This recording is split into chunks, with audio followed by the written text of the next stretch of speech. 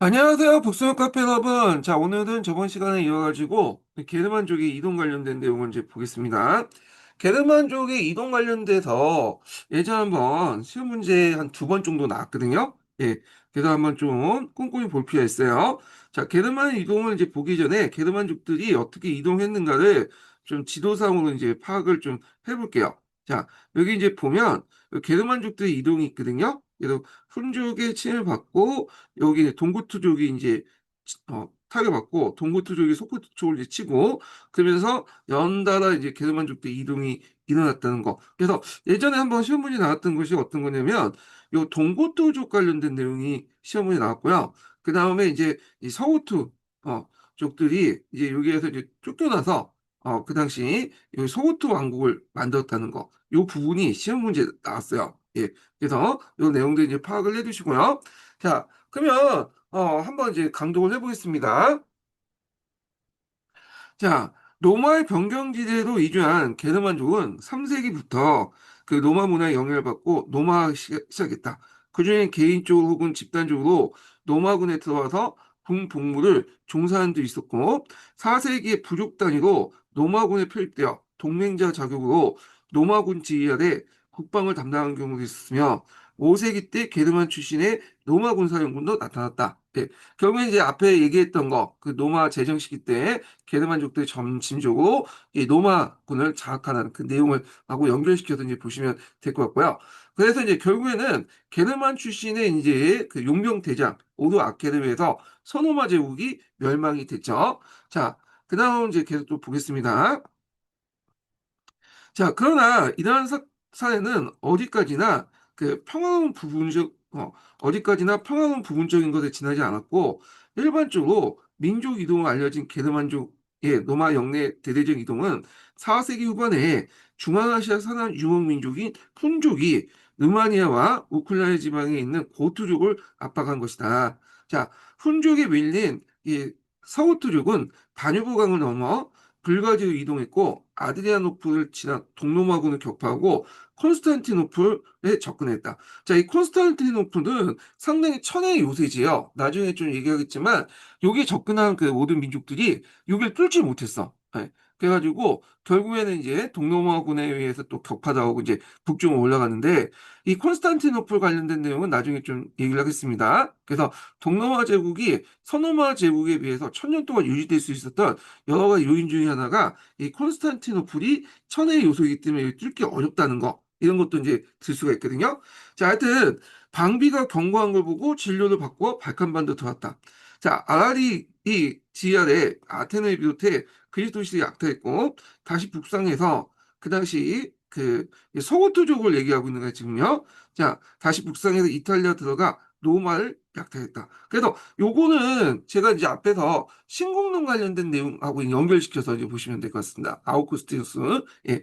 자, 그는 다시 아프루스 넘어서 갈리아를 거쳐 에스파를 자유했고 왕국을 건설했다. 자, 그때 이제 요 서고투족들이 이제 이동하는 그 가정들이 이제 예전에 시험문제 나왔거든요. 잠깐 이제 좀 보겠습니다. 얘네들이 이제 여기 와가지고 우리 서고투족도 여기 있죠.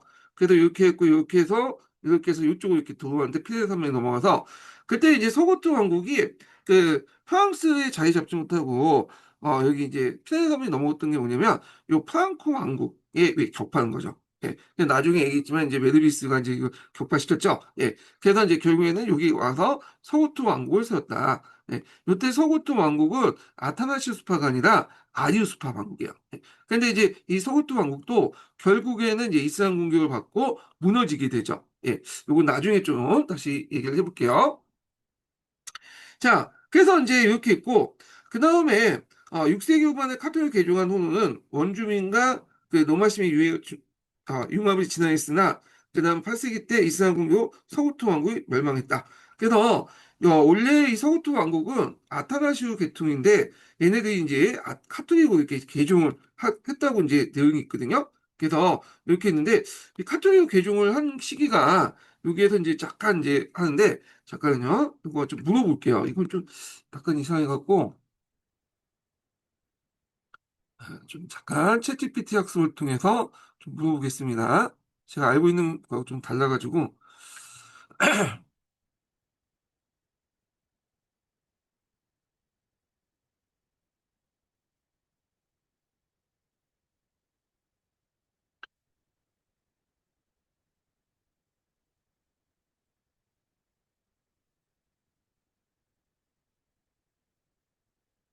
서거투족들이 원래는 아리우스파를 믿었잖아. 근데 6세기 후반에 카톨릭 개종했다는데 그게 맞아? 맞아, 핵심은 정확해. 초기에 서고트족 같은 게르만 부족들은 대부분 아리우스파 기독교를 믿었어. 근데 6세기 후반, 특히 서고트 왕국의 레카레드 1세가 589년에 로마 카톨릭으로 공식 개종하면서 큰 전환점이 생긴 거야. 직관적으로 보자면 아리우스파는 예수는 신이긴 하지만 하나님보다 낮은 존재라고 믿었고, 카톨릭은 예수와 하나님은 같은 본질의 신이다라고 믿었어. 이게 신학적으로 엄청 큰 차이라서 왕이 종파를 바꾼 건 단순한 개인 신앙 문제가 아니라 정치적으로도 어마어마한 사건이었지. 로마 카톨릭으로 개종함으로써 로마 교회와의 관계를 강화하고 서로 다른 부족 간의 내부 통합을 꾀하려 했던 거야. 혹시 아리우스주의나 삼위일체 개념이 낯설게 느껴지면 그 부분부터 차근차근 설명해 줄게. 자, 예, 그래서 바꿨다고 하더라고요. 예, 6세기 저기 후반 때. 그래서 이제 요 관련된 내용을 좀 기억을 해 두시면 되고요. 예전에 이제 시험 문제 나왔던 거에 이제 요 관련된 내용인데, 원래 서구트족들이 프랑스로 들어왔다가 결국에 클로비스에서 이제 쫓겨난 그 내용이 예전에 시험 문제 나왔거든요. 그래서 이 클로비스 관련된 내용 중에 이제 그 관련된 내용을 이제 좀 보겠습니다. 자, 여기에서 이제 그 당시 이제 그 클로비스는 여기 보시면 알겠지만 프랑크 왕국의 기반을 확대했던 사람이었거든요. 그래서 이제 이때 이 클로비스가 여러 전투를 이끌게 되는데 그 중에 이제 대표적인 전투가 뭐냐면 요 서고투 왕과 싸움이에요. 그래서 서고투 쪽이 이제 여기 들어오니까 알라리크 2세를 이제 격파를 했고 결국에는 이 서고투 왕국을 군대를 격파하고 나서 요 서고투 왕국이 이렇게 피레네 산맥 넘어가지고 여기에 자리를 잡았다. 이렇게 이제 보시면 되겠습니다. 예. 그래서 요 내용이 예전에 기출문제 나왔으니까 이렇게 이제 파악을 해두시고요. 그리고 서우트 왕국은 처음에는 아리우스파였다가 나중에 아까 들은 것처럼 6세기 때 아타나시우스파로 이렇게 개종을 했다. 이렇게 이제 보시면 되겠습니다. 자, 그리고 이제 계속 읽어볼게요. 자, 지금은 자리 잡고 있는 반달족은 서고트족과 거의 같은 시기에 이동을 시작하여 갈리아를 거쳐서 북부 에스파니아에 자리 잡았다. 근데 그들은 이제 수도 로마에 방한했던 북아프리카 로마 총독의 지원을 요청받고 앞을 건너가서 이를 점령했고 그 동진하여 카르타고 수도 정했다. 자, 여기 이제 좀 보시면 여기 있죠. 그래서 이제 요 동고트족들이 이제 동고트족이 아니라 이제 반달족들의 이제 이동 경로를 보면요. 원래 여기에 있다가 이쪽으로 해갖고 이렇게 해서 이렇게 건너온. 그래서 이제 오늘날 그 티니지 부근에 자리 잡았던 것이 반달 왕국이죠. 그래서 이 반달 왕국은 게르만족들은 저 육군이 강한데 해군이 없거든요. 근데 얘는 특이하게 해군을 갖고 있다는 게 특징이에요. 이 반달 왕국은. 자, 그래서 계속 읽어보겠습니다. 자, 그들의 함대를 건설해서 시칠리아와 이탈리아는 수시로 습격했고, 455년에 노마까지 약탈했다. 자, 이때 격심한 이제 만행과 재산 파괴는 반달리즘이라고 말까지 남길 정도였다. 자, 그들 역시 아리우스파에 속했고, 카톨릭교도에 박해했으나, 동로마 유스티아누스에서 멸망했다. 이렇게 보시면 되고요. 그래서 그 유스티누스의 이제 여러 가지 정복 활동 중에 반달왕국 정복 내용이 있어요. 요거는 나중에 유스티누스 황제할 때 좀 얘기하고요. 자, 이와 같은 이제 게르만족의 대거 이동은 대륙의 정세가 급박해지자 브리타니아에 주도했던 로마 군단이 철수하게 되고요. 그래서 이 로마 군단이 철수한 그 틈을 기회로 그 당시에 이제 여기 있었던 여기 앵글색슨 계통의 민족도 있죠. 그래서 얘네들이 바다 건너가지고 앵글색슨 칠왕국을 만들죠. 칠왕국을.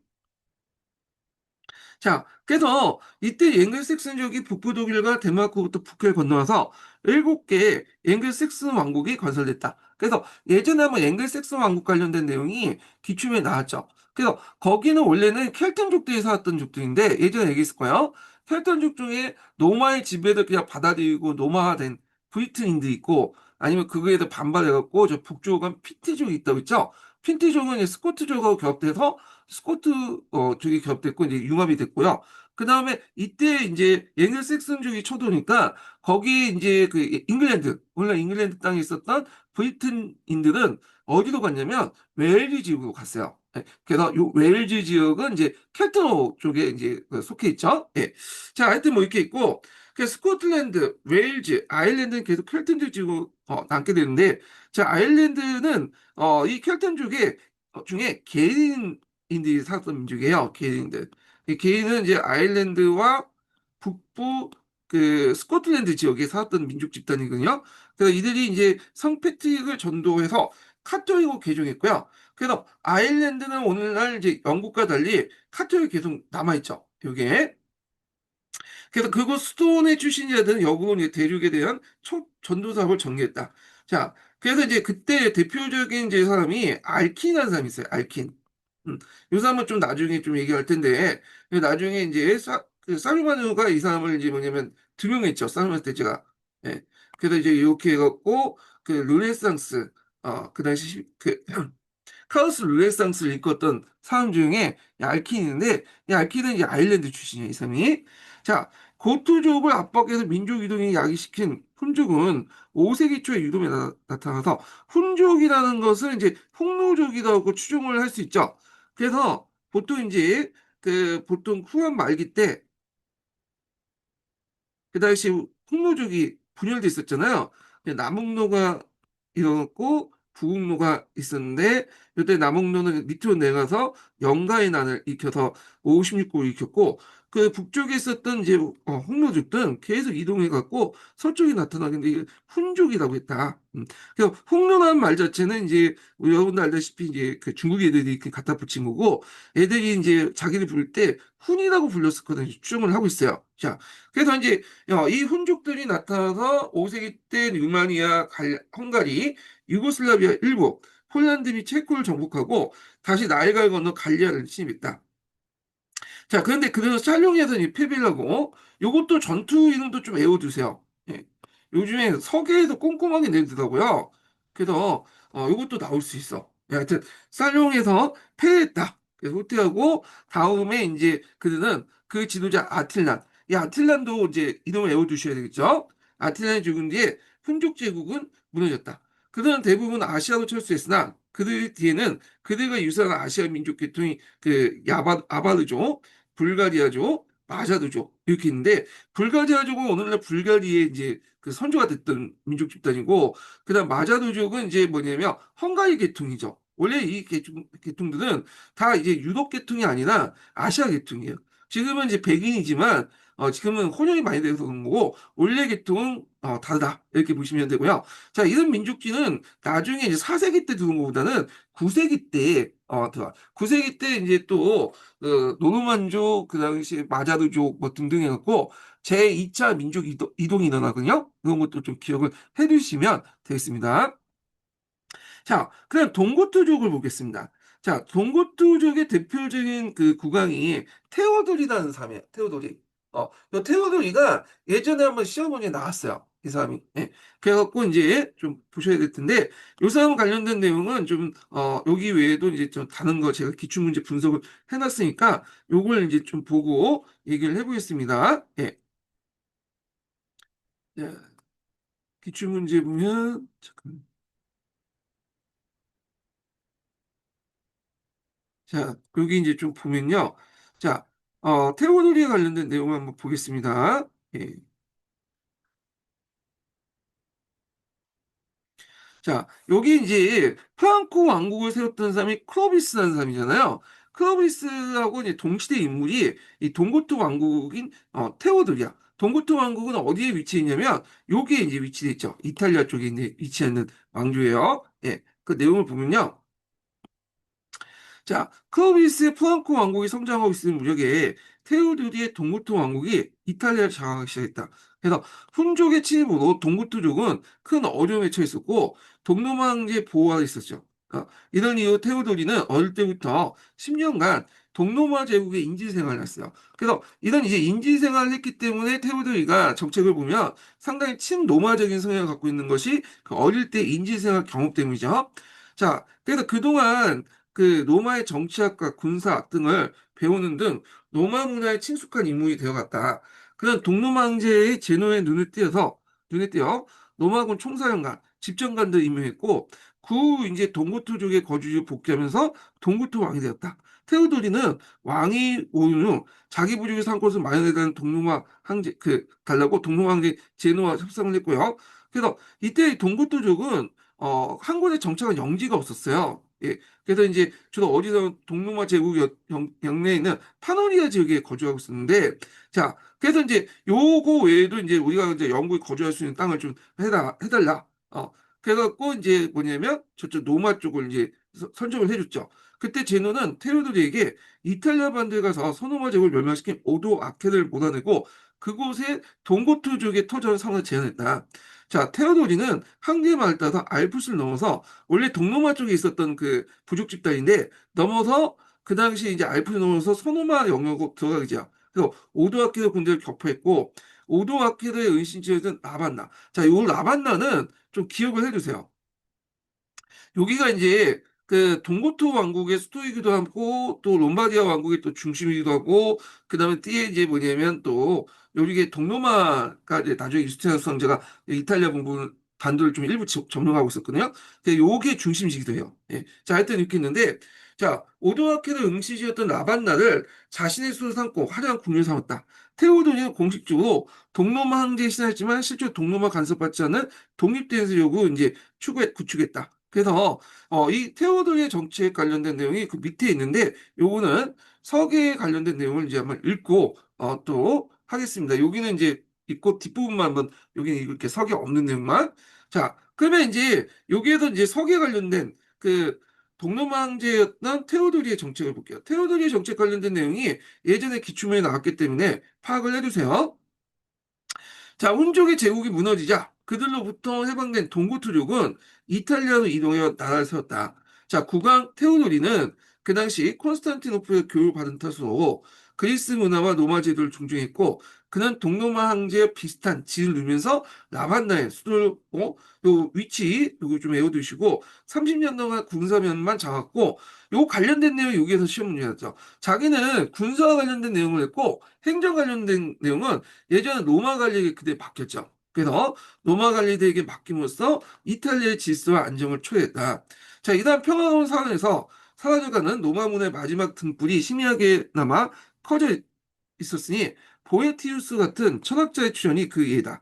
그는 플라톤과 아리스토텔레스의 저작을 라틴어로 번역할 계획을 갖고 있었으나 아리스토텔레스의 논리학에 관한 논문에 약간 번역한 데 그쳤다. 그는 말년에 스토아 입장에서 그 철학의 위안이라는 것을 집필했고 외부적인 불운을 두거나 이에 절망하지 말고 자신의 내부의 스스로 책을 권고했다. 이 테오도리하고 이 보에티우스는 처음에는 사이가 좋았어요. 근데 좀 나중에 이제 삐끗거려. 그래갖고 이제 결국에는 감옥살이 죽게 되는데 자 테오도리 사후에 그 당시 또 유스티누스 황제가 그 말년하고 이제 거의 이제 시대 공유하고 있군요.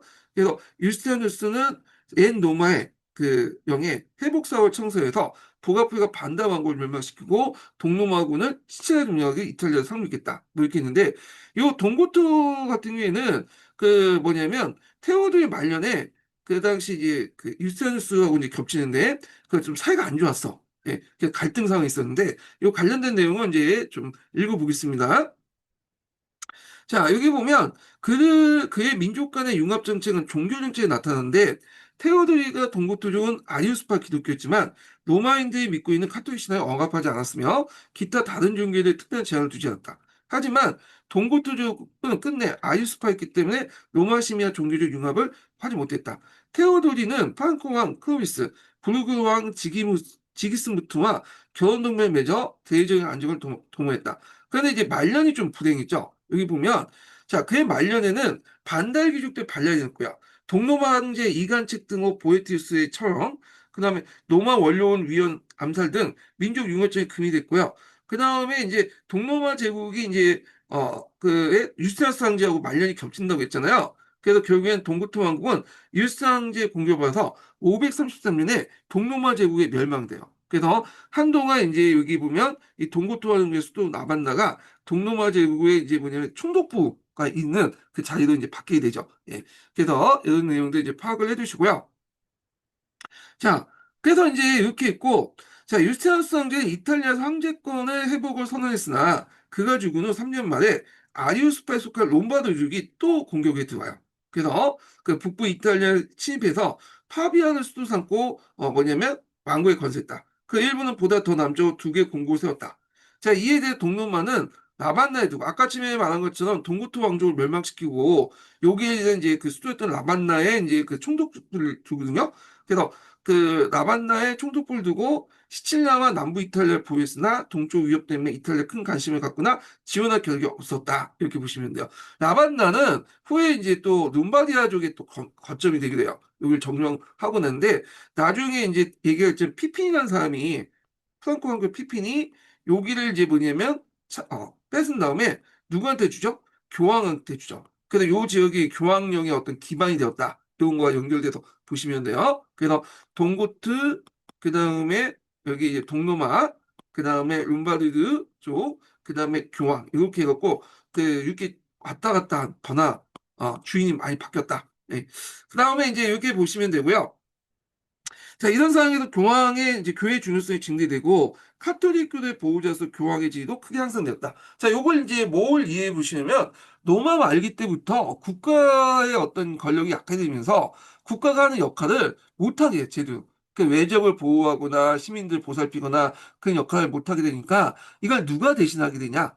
그때 이런 카톨릭 공동체에서 그걸 하는 교황을 중심으로 하는 카톨릭 공동체가 있잖아요. 그래서 그러다 보니까 중세 초기 때 이런 교회의 역할이 국가의 역할과 거의 비견할 만큼 이제 비견할 만큼 큰 역할을 했다 이렇게 보시면 되겠습니다. 자, 그래서 이제 이 혼란기에 레오 1세와 그레고리 1세는 와 같은 유능한 교황의 출현은 교황권 강에 큰 힘을 줬고요. 자, 레오 1세는 서방의 모든 카톨릭 교회에 대한 수익권을 이제 선언했고 훈족이 로마에 접근했을 때 이 아틸라를 설득해서 로마의 약탈을 방지했다. 그래서 부유한 로마 귀족 출신으로서 교황이 된 그레고리 1세는 로마를 요새하고 시민을 위해서 식량 확보를 노력하는 한편 교회의 재산과 토지 관리를 힘쓰고 라반나 총독과 로마들 족의 교섭을 하는 등 위대한 행정 능력을 발휘했다. 자, 이런 예는 비단 교회 교황국의 국한뿐만 아니라 로마 행정 기능이 마비된 민족 이동기에 있어서 이 교회와 주교들이 로마 행정 관리를 대신해서 게르만족과 교섭을 통해서 시민들 보호와 게르만족의 교화를 심었고 그들에게 로마 문화를 전달하는 매우 중요한 역할을 했다. 그래서 이 게르만 침입기 때 이런 교황의 역할, 교회의 역할 관련된 내용을 얘기했고요. 앞에서 얘기한 것처럼 이 국가의 역할을 누가 했다? 이 교회가 했다. 이렇게 보시면 되겠습니다. 자, 요거 관련돼 가지고 서양사 강좌에 있는 게르만 침입기 때 이제 게르만 왕국들 관련된 내용을 이제 볼게요. 자, 여기 이제 보면 여기 게르만 왕국들. 자, 여기 있는데 잠깐만요. 네, 여기 보겠습니다. 자, 여기에서 앞부분은 각자 읽고 그냥 시험에 문제 나온 것만 좀 볼게요. 예. 여기 보면 이거 한번 읽어야 되겠다. 그 앞부분에. 예. 자, 이렇게 보면 6세기 초에 6세기에 룸바디아족의 이동을 끝으로 대체로 마무리됐는데 게르만 이동이 마무리됐다는 거예요. 자, 결국엔 제국이 와해된 서부 지역에 여러 게르만 왕국이 들어섰다. 로마 제국은 정치적 분열되었으나 로마의 제도와 문화는 그 왕국에 의해서 계승됐는데 게르만 이동의 결과 로마와 게르만족뿐만 아니라 훈족과 고토족의 영향을 미친 여러 동방 문화들 그리고 나아가 슬라브 문화 등 운명에 이르기까지 상이하고 다양한 문명들이 서로 영향을 미치고 혼합되었다. 자, 여러 게르만 왕국대 대이동 이전에 이미 기독교를 받아들였다. 예, 대부분 이 기독교는 아까 말했지만 아리우스파들이죠. 예, 그래서 제국과 제의조 가까운 왕국들의 경우 로마 문화의 영향을 지속적으로 받고 있었다. 특히 서구트족의 경우 발칸반도나 소아시아에 자리 잡아온 노예들을 통해 기독교가 전파되었고요. 그 영향으로 올피다스 같은 종교 지도자가 출현했다. 자, 그는 어린 시절 고토족에 인지되었는데 콘스탄티노플에서 아리우스파 기독교를 접했고 주교가 된 후 그는 고투족의 계통을 이제 개종을 이제 목표로 성경을 번역하고 추종자를 거느렸다. 물론 기독교화 과정이 스탄치 않았지만 서교토에서 기독교 개정은 내부의 반발을 불러일으켰고 예종교, 그러니까 이제 서고토족 안에서 믿고 있었던 정통신앙을 믿고 있는 그 사람들 얘기예요. 그래서 기독교 수용자 사이에 피빗나가게 전쟁이 발생하기도 했다. 자, 그래서 울필라스와 그의 제자는 게르만족에게 전파된 기독교는 로마인들이 다수가 수용하는 아타리스파 기독교가 아니라 기독교 내에서 심각한 갈등을 초래했다. 그래서 기독교를 받아들였지만 이게 아리우스파 기독교죠. 그러다 보니 갈등이 심할 수밖에 없었다. 근데 이제 앞에서 얘기한 것처럼 서고토 왕국 같은 경우에는 원래 아리우스파였다가 나중에 6세기 때 후반 때 앞에 언급한 것처럼 이 아타나시스파로 개종을 해서 이제 그쪽하고 융합을 이제 하기 시작했다. 이렇게 보시면 되겠습니다. 자, 6세기 초 게노한 세력들의 서유럽 지역 분열이 대체로 마무리되면서 여러 이게 뭐야? 여러는 앵글색슨, 브로크드, 그 다음에 브룬구드, 부누군투, 예, 서구트족, 동구트족, 반달, 프랑크 정도 들 수 있다. 잠깐만. 이게, 잠깐만요. 이게 몇 페이지야? 여러는 건 왜 갑자기 튀어나오지? 음. 하여튼 이렇게 있고 자 게르만이 건설 왕국들은 군사력 지배자인 게르만 전사들과 문화적 우한 제국 내 거주민이 타협하면서 결성한 이질적인 공동체죠. 그래서 게르만족들이 수가 그렇게 많지가 않았어요. 전체 인구의 뭐 2, 5% 정도 불과했고 그다음 문화적인 격차에서도 상당히 있죠. 그러다 보니까 소수의 그 게르만족들이 군사적으로 뛰어난 소수의 게르만족들이 다수의 경제적 문화적 뛰어난 이런 이제 노마인들 통치하는 구조잖아요. 그래서 그러다 보니까 얘들은 이제 억압하기보다는 협조 체제를 이제 뭐냐 통치하려고 했다. 그래서 그 대표적인 게 이제 테오도리 같은 그 황제들이죠. 자, 그래서 하여튼 게르만 왕국에서 피종민이 압도적인 다수를 차지했을 뿐만 아니라 문화적으로 월등했기에 그를 억압하기보다는 협조 체제를 구축하려고 했던 것이다. 자, 로마 행정기구나 각종 제도가 유지됐을 뿐만 아니라 로마인들 관리학은 군영을 담당했고 법에 있어서 게르만드는 이동전부터 익숙한 간수법에 적용했다. 그 간수법 관련된 내용을 제가 얘기했을 거예요. 예전에 기출문에 나왔던 거죠. 게르만 간수법하고 로마법 간의 차이점이 시험 문제 예전에 나왔죠. 그래서 노마인들의 과거의 노마법을 단수한 법을 이제 편차에 적용한 이른바 이중적인 속인제가 시행됐다. 그래서 이제 게르만족들은 주로 그 이렇게 간습법, 부족법을 적용했고 로마인들은 예전에 로마법을 적용했다. 이걸 이제 얘기 보시면 될 것 같고요. 자, 그러나 이와 같은 분리된 여러 가지 문제점이 안겠다. 더구나 게르만 왕국에서는 참치 로마법이 합리적 우월하다는 인식이 뚜렷해지며 그 영향이 확대됐고요. 노마인과 게르만 사이의 상호관계를 규정할 법 필요성이 보이면서 이건 이중적인 법인 속인주의가 약화됐다는 거예요. 네. 그래서 속인주의라는 것은 그 사람에 따라서 적용이 달리하는 거죠. 속지주의는 그 땅에 따라서 달리하는 거고. 그래서 노마인은 노마법, 그다음에 게르만법은 게르만인들에게 적용될 수 있는 법인데, 자, 근데 문제는 노마인하고 게르만 사이에 이게 뭐예요? 어, 이게 그 교류가 많잖아. 그러면 둘 간에 어떤 이제 법적인 문제가 생길 수도 있잖아요. 형사상, 민사상. 그래서 이들 경우에는 어떤 법을 적용할 것이냐. 그때 이제 뭐냐면 로마법이 합리적이기 때문에 로마법을 적용했다. 이렇게 돼 있거든요. 근데 이 부분에 대해서는 뭔가 좀 약간 성형치 않아? 왜냐면 서양 중세사에서는 로마법보다 게르만법을 더 우선시했다고요. 서양사 그 중세 초기 때는. 그래서 게르만법이 우세가 된 것은 이제 아니 로마법이 점점 이제 게르만법을 이제 보다 더 우세가 된 거는 나중에 이제 나는 중앙 집권화되고 막 도시국가들 만들어 놓고 하면서 상호를 발달되면서 11세기 이후라고 보시면 돼요. 그래서 요거는 약간 우리가 알고 있는 이제 그 서양 중세사 내용하고 좀 다르거든요. 이게 무슨 근거를 가지고 얘기를 했는지 모르겠는데 자 일단 그래요. 예, 차이가 있어. 예전에 그 서양 중세사하고 좀 다르거든요. 그래서 다른 그 자료도 좀 볼 필요가 있었고 제가 우리가 뭐 전공자 아니니까 요거에 대해서 한번 예전에 한번 기출문제 나왔고 했으니까 좀 물어볼게요. CTP.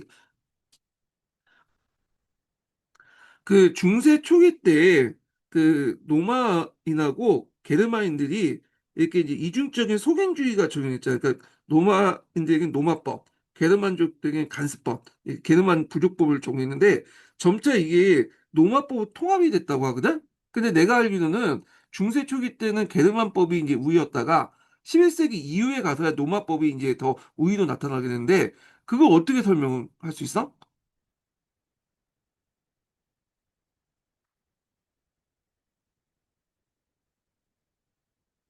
아주 날카로운 질문이야. 중세 유럽법의 이중성, 즉 로마법과 게르만법이 공존하다가 점차 로마법 중심으로 통합되어간 과정은 겉으로 보면 단순한 법의 우위 전환처럼 보일 수 있지만 실제로는 훨씬 더 복잡한 역사적, 사회적, 지적 진화야. 자, 이걸 좀 더 직관적으로 풀어볼게. 처음에 서로마 제국이 망한 다음 게르만족이 로마 영토를 점령했을 때 로마인과 게르만인이 함께 살아가야 했어. 그런데 이 둘은 문화도 다르고 법도 달랐지. 마치 오늘날 이민자 커뮤니티에서 원래 있던 국가의 법률과 전통을 계속 지키려고 하는 거랑 비슷해.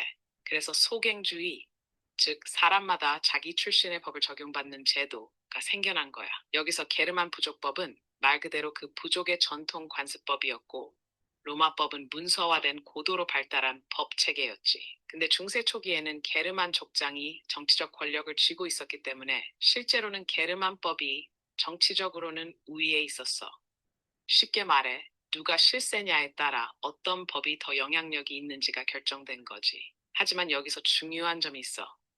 지적 기반과 법리 체계의 정교함에선 로마법이 월등했어. 게르만법은 구술 전통에 가까웠고 지역마다 달랐으며 주로 보복이나 배상 중심이었거든. 반면 로마법은 계약, 소유권, 절차법 등에서 훨씬 정밀했지. 예를 들면 게르만법이 내가 내 소를 죽였으니 소 한 마리 값 물어내 수준이었다면 로마법은 소유권의 이전 절차와 손해배상의 종류, 판결 이후의 집행 방식까지 법적으로 규정하고 있었어.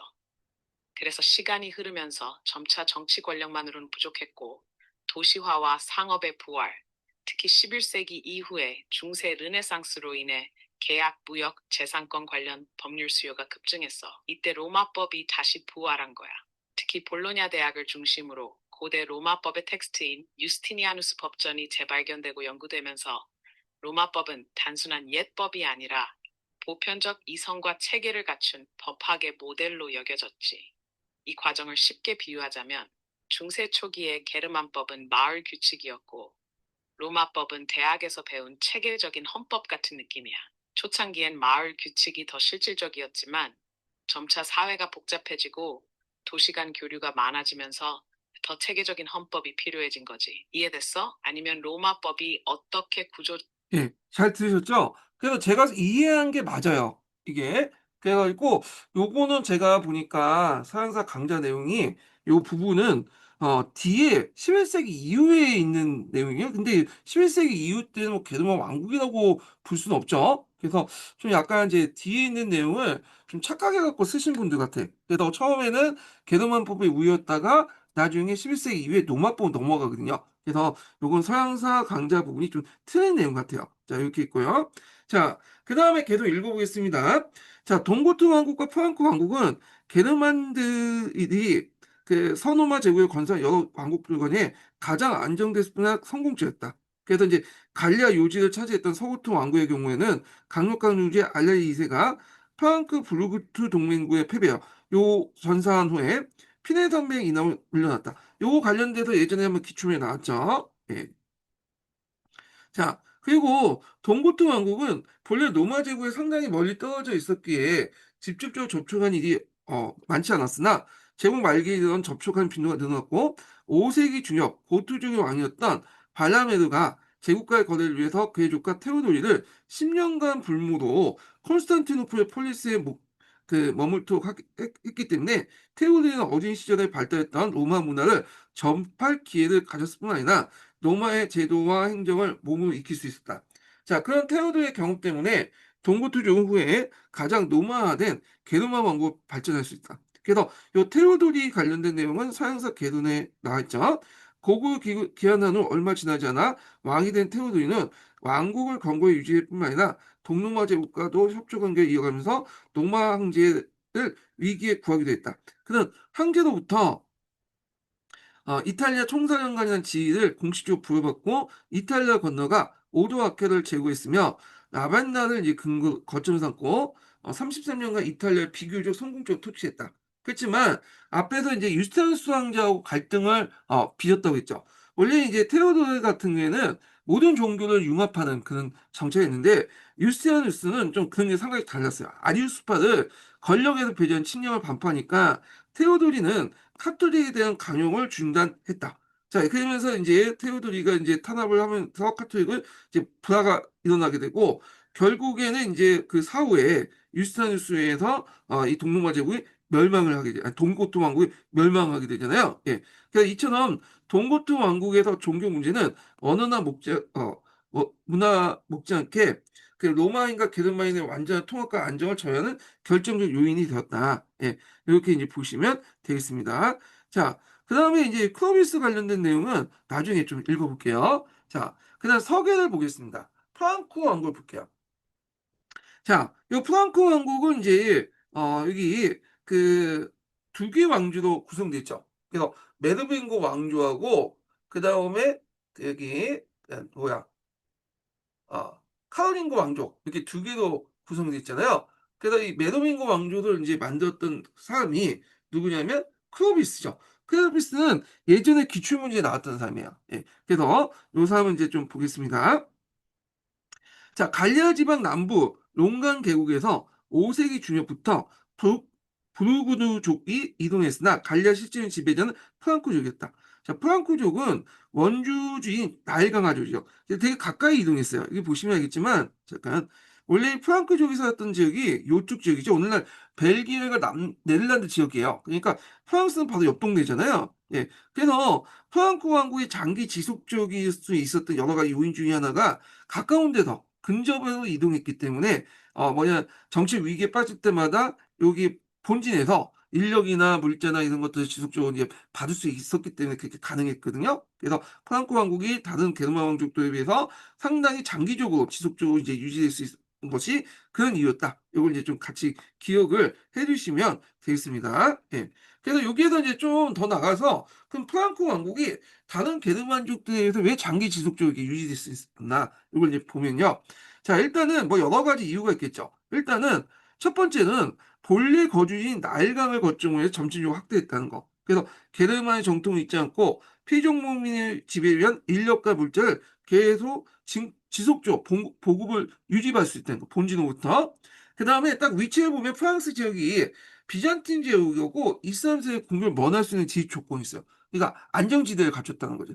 그래서 여기 뭐 라일강과 동쪽은 이제 뭐냐면 저기 알프스 산맥으로 이제 막혀 있었고 동로마제국부터 그 다음에 또 스페인으로부터는 피레네 산맥이 딱 막혀 있잖아요. 그런 것도 있었고 그 다음에 이게 세 번째가 제일 결정적인 건데 로마 카톨릭의 개정이죠. 이 아리우스파가 아니라 아타나시스파야. 그래서 이 아타나시스파는 이게 개종하면서 로마인들과 문화적 갈등이 최소화됐다.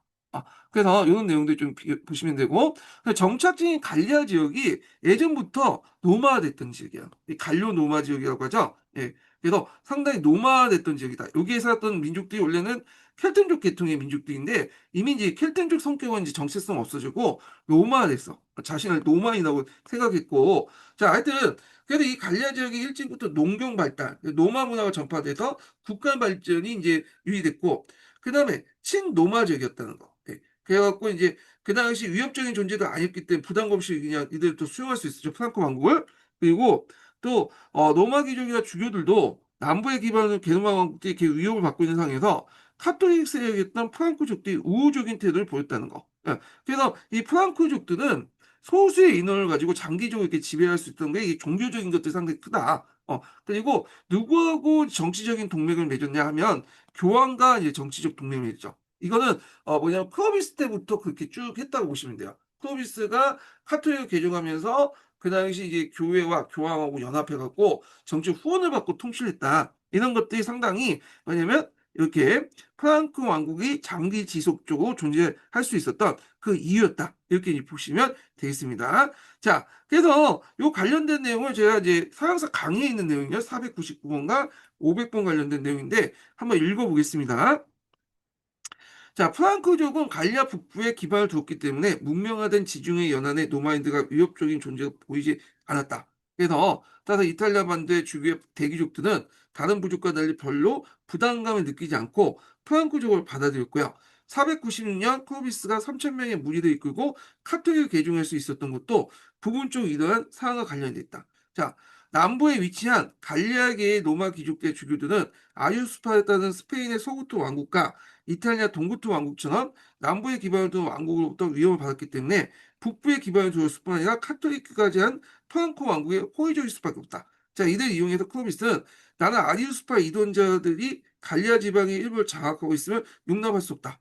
나아가 그들을 쳐부시자 외치면서 주교의 한심을 사면서 자신의 왕국을 확대하는 데 성공했다. 그래서 이 주교들이 이 프랑코 왕을 새로운 콘스탄티누스라고 불렸다. 이렇게 보시면 돼요. 그래서 예전에 클로비스와 관련된 기출 문제가 나왔기 때문에 이제 좀 이렇게 이제 보시면 될 것 같고, 그래서 제가 이제 예전에 한번 기출 문제 분석 때 클로비스와 관련된 내용을 좀 자세히 설명했어요. 예. 그래서 영토 확장도 있고 클로비스가 영토를 상당히 많이 확장했거든요. 그리고 이제 기독교 개종, 내정 정비 이게 세 개 측면에서 이 클로비스 정책을 이제 좀 분석을 해볼 필요가 있겠습니다. 자, 그러면 이제 첫 번째 영토 확장인데 클로비스는 15살의 어린 나이로 벨기에에 있는 프랑크족의 수장이 되었고 그는 서노마의 잔존세력인 노마 장군이었다. 시아그리스를 공격하여 수왕수 전투에서 큰 승리를 거뒀다. 자, 이 전투로 클로비스는 북부 갈리아 지역을 이제 장악을 했죠. 예. 그리고 이제 곧이어서 491년에 서고토 왕국과 동맹을 맺고 토르니족을 이제 제압을 했고 493년에 부르군투 왕국이 여기 있어요. 예. 부르군투 왕국은 오늘날 남부 프랑스에 있던 근데 지금은 프랑스에 편입됐지만 완전히 예전에는 독자적인 정치 세력을 이루고 있었던 지역이죠. 그래서 부르군투 왕족이었던 클로티트와 클로틴트와 결혼한 후 부르군투 남쪽 경계를 안정시킨 후 동남쪽으로 이제 뭐냐면 그 알리만족과 싸워서 승리를 거뒀고 이때 왕국의 중심을 파리로 옮겼다. 예. 자, 이어서 이 브룬크트 왕국의 내부를 이용해서 브룬크트 일대를 장악하고요. 요 지역이죠. 예. 오늘날 남부 프랑스 일대 지역을 얘기합니다. 자, 그 다음에 이제 더 나아가서 한때 동맹강을 맺었던 서고트 왕국과 전쟁을 벌였다. 자, 요 부분이 예전에 시험문이 나왔죠. 그래서 서고트 왕국의 정책을 전투상을 보면요. 자, 507년 두 왕국의 정격 지역인 푸에티에 근처에 있던 부이에 평원에서 그 당시 이제 그 뭐냐면 프랑코 영국 군대와 서코트 왕국의 군대가 격돌했고 전투 결과 아까처럼 말했처럼 그 알라리크 2세가 이제 전사하면서 프랑코 왕국의 승리를 거뒀다. 자, 이 전투 이후에 서코트 왕국은 갈리아 지역의 남부를 상실했고 그 뭐냐면 큰 타격이 있다. 그러니까 아키테 지역은 여기 보르도를 중심으로 요 지역이야 여기. 네, 여기. 그래서 나중에 이제 또 영국이 요 지역을 또 장악을 하잖아요. 요거 그래서 이제 요 지역을 둘러싸고 또 백년 전쟁이 또 배경이 되는데 이건 나중에 얘기하고요. 자, 아라리크의 아들이었던 아멜라니는 피레네 산맥을 넘어서 이베리아 반도의 서우트 왕국을 세웠다. 여기죠. 이렇게 건너서. 자, 그래서 이제 이렇게 있고 그래서 이제 이스라엘과 동로마 제국의 침입 전까지 유럽은 프랑스의 프랑코 왕국, 이탈리아 동고토 왕국, 이베리아 서고토 왕국 세 개 지역을 분열됐었다. 그러니까 클로비스가 통치했던 그 시기를 이제 얘기를 한 거예요. 그래가지고 이런 것도 보고 클로비스하고 그다음 유스티누스 황제하고 테오도리는 비슷한 시기에 사는데요. 그래서 5세기 그 후반부터 6세기 이렇게 초중반까지 동시대의 사람이었다. 이렇게 좀 같이 이제 좀 파악을 해두시면 되겠습니다. 자, 그 다음에 이제 제일 중요한 게 이제 여기 예전에도 시험 문제는 아타리우스 계종이죠. 그게 상당히 중요한 건데, 자, 그 당시 프랑코 왕국은 교황하고 뭐냐면 이런 정치적인 어떤 유대 관계를 맺고 있었죠. 그래서 프랑코 왕국은 교황을 보호해주고 교황은 이들에게 어떤 정치적인 어떤 정당성을 마련해주는 그런 역할을 이제 서로 이렇게 있는데 오늘날만 하면 정교 유착을 했다. 이런 관계가 프랑크 왕국이 초창기 때부터 쭉 지속이 됐어요. 예, 이 맥락을 좀 파악을 해두시면 될 것 같은데, 자, 그래서 당시 다른 게르만족들은 정통적인 부족신을 섬기고 있거나 기독교를 믿더라도 이단을 취급한 아리우스를 믿고 있었죠. 근데 갈리아 지역에 있었던 로마인들은 아타나시우스를 믿고 있었다. 자, 프랑크족은 갈리아를 군사적으로 정복하고 있었지만 갈리아 인구의 2%에 안 되는 극소 세력이기 때문에 로마인들과 종교적 융합이 필수적이었다. 다행히 프랑크족은 아리우스파를 믿지 않은 상태였기 때문에 아타나시우스파 개종이 쉽게 이루어졌다. 클로비스는 기독교인 이 클로디타와 결혼을 계기로 496 기독교 개종했다. 자, 그래서 이제 이렇게 했는데 요거는 하나의 추정식이고요. 이거는 이제 정확하지는 못해요. 자, 하여튼, 랭스라는 지리적 위치도 좀 파야 돼. 랭스는 프랑스에서 프랑스 왕이 여기에서 이제 도유식을 열거든요. 예, 기름을 붓잖아요. 기름을 부어갖고 이제 왕으로서 지금 인정받는 그 의식인데, 이 랭스에서 이루어져요. 예. 그래서 랭스에서 랭스 대주기였던 레미에 의해서 클로비스와 그의 부하였던 전사 3천 명이 집단세를 받았다. 클로비스의 랭스의 세례는 클로비스와 랭스 대주교의 각자의 정치적 입장에서 나옵니다. 자, 클로비스 입장에서는 랭스에서 그 세를 받으면서 그 지역에는 클로비스의 지대의 정당성을 지킬 수 있었고 대주교 레미 입장에선 자신을 보호해 줄 수 있는 어떤 든든한 세력의 확보할 필요 있었다. 세력을 확보할 수 있었다. 자, 그래서 이제 도유식 관련된 내용이 전설 관련된 내용이니까 건너뛰고요.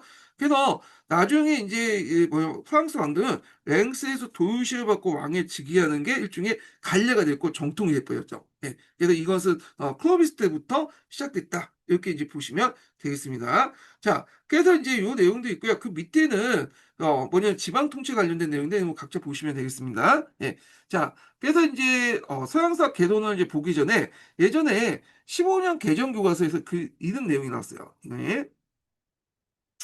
이게 이제 뭐냐면 자, 이거는 뒤에 좀 얘기는 나중에 얘기해. 카르스 마르테인데 나중에 좀 얘기할게요. 요건 뒤에 얘기다. 네.